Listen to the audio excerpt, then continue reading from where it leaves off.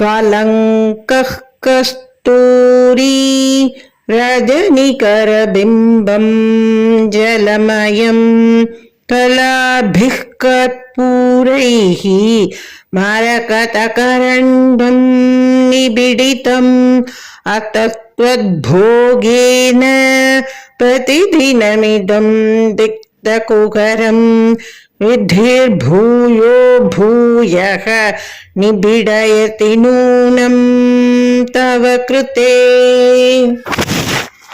அம்மா மரகதத்தினால் செய்யப்பட்ட பெரிய பாத்திரமான சந்திர மண்டலத்தில் நீராடுபவளே, சந்திரனின் நடுவில் உள்ள களங்கமே கத்தூரி பொடியாகவும், சந்திரனே பன்னீராகவும், சந்திர கணங்களே பச்சை கற்பூர பொடியாகவும் உனக்கு நீராடுவதற்காக வைக்கப்பட்டுள்ளது. தினமும் நீ நீராடிய பின் காலியான இவைகளை பிரம்மாவானவர் மீண்டும் மீண்டும் இவைகளை வாசனைப் பொருள்களால் நிரப்பி வைக்கிறார்.